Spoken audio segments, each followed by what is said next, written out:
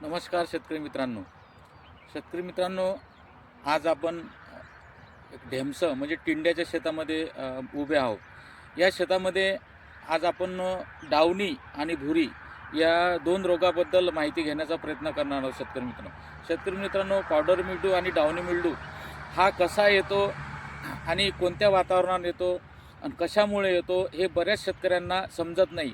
त्याच्यासाठी आपण शेतकरी मित्रांनो आपल्या शेतामध्ये जे भाजीपाले वर्गीय पीक लावलेले आहेत, तसंच जे फळ लावलेले आहेत म्हणजे टोमॅटो झाला, त्यानंतर काकडी झाली, ढेमसं झालं, टरबूज खरबूज झालं, आणि दोडका झालं, हे तुरई झालं, असे जे आपण वेलवर्गीय पिकं लावलेले आहेत त्याच्यावरती डावणी भुरीचा रोग कशा प्रकारे येतो आणि कोण्या काळामध्ये येतो, आपण पाण्याचं नियोजन कसं करता, कोणत्या तापमानात येतो, यासाठी आपण कोणते उपाय करायला पाहिजे, त्यासाठी आपण जास्तीत जास्त आपल्या शेतामध्ये जेव्हा आपण शेताची पाहणी करतो त्यावेळेस निरखून त्या आपल्या शेतात जे वेलवर्गीय पीक लावलेलं आहे त्याच्याकडे आपण पाहिलं पाहिजे, त्याचं निरीक्षण केलं पाहिजे। तेव्हाच आपल्याला कळेल की आता डावणी आला की भुरी आला, ते कसं ओळखायचं। शेतकरी मित्रांनो, त्याचं आपल्याला ज्ञान असणं आवश्यक आहे।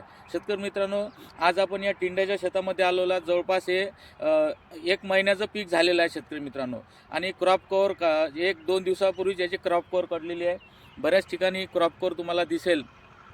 तर शेतकरी मित्रांनो, जेव्हा डावणी भुरी येत असतो त्यावेळेस आपलं जे नियोजन असतं पाण्याचं, अवेळी पाणी, म्हणजे काय करतो आपण, जेव्हा पाणी द्यायचं आहे तेव्हाच खत दिलं पाहिजे।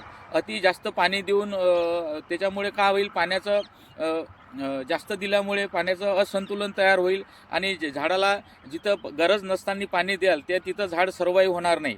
त्याच्यासाठी शेतकरी मित्रांनो, ज्यावेळेस आपल्याला खत द्यायचं आहे त्यावेळेसच आपण पाणी द्यायचं आहे। आणि पाणी किती द्यायला पाहिजे शेतकरी प्रति झाडासाठी, तर शेतकरी मित्रांनो, आपला जर 1 एकरचं क्षेत्र असेल तर त्यासाठी आपण कोणत्या दिवसामध्ये किती पाणी द्यायचं आणि थंडीचे दिवस असताना आपण किती पाणी दिलं पाहिजे। शेतकरी मित्रांनो, थंडीचे दिवस आहेत तर आपण आपल्या शेताला जवळपास 15 ते 20 मिनटं पाणी द्यायचं आहे आणि त्या पाण्यासोबतच खत द्यायचं आहे। तर शेतकरी याचं नियोजन करा।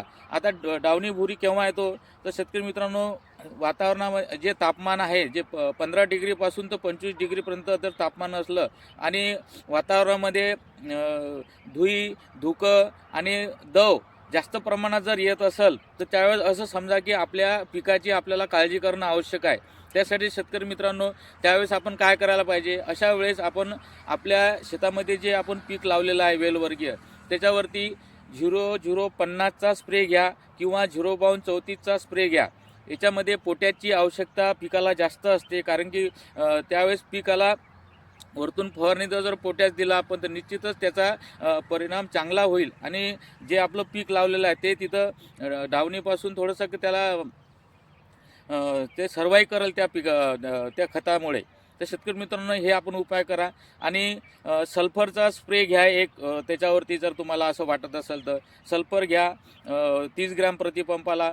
त्यानंतर तुम्ही ब्ल्यू कॉपर सोबत तुम्ही कासुबा मायसिन घेऊ शकता। शेतकरी मित्रांनो, ब्ल्यू कॉपर पंपाला 16 लिटरचा पंप असेल तर 30 ग्रॅम ब्ल्यू कॉपर घेऊ शकता, त्यासोबत 30 मिली कासुबा मायसिन घेऊ शकता। शेतकरी मित्रांनो, असा एक स्प्रे करायचा आहे आपल्याला त्याच्यावरती। आणि भुरी डावणी हे कसं ओळखायचं ते सुद्धा आपण तुम्हाला प्रत्यक्ष इथं या शेतावरती दाखवूया।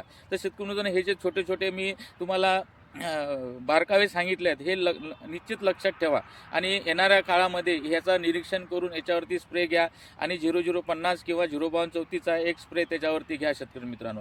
आणि पाणी हे खूप कमी प्रमाणात पाणी द्या, आवश्यकता। तर शेतकरी मित्रांनो, हे बघा, हे जे मी पान दाखवत आहे तुम्हाला, हे डावणीचे चट्टे आहेत। हे डावणी आहे, हा अशा प्रकारे वरून तुम्हाला विटकली करायचे पिवळ्या कलरचे धब्बे दिसत असतील आणि हे असा हा डावणीचा प्रकार आहे। या डावणीसाठी आपण कुठलं औषध घ्यायला पाहिजे, तर डावणीसाठी आपण बायर कंपनीचं एलियट घेऊ शकता शेतकरी मित्रांनो। त्याच्यासोबत अँटीबायोटिक म्हणून व्हॅलिडामायसिन घेऊ शकता। जर तुम्हाला हे जर नाही मिळालं तर त्याच्यानंतर तुम्ही बायरचं लुना एक्सप्रेन घेऊ शकता।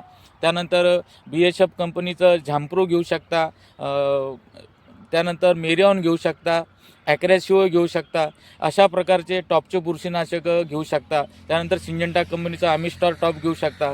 अशा प्रकारे या डावणीसाठी आपण घेऊया. आणि भुरी केव्हा आता इथं सध्या भुरी आलेला नाही, पण भुरी कसा ओळखायचा, तर भुरी पानावरती वरून पांढरी पांढरी पावडर येते, तेव्हा जास्त पानावर आपल्याला पावडर दिसत असेल वरतून, तर निश्चित असं समजा की त्याच्यावरती भुरी आलेला आहे.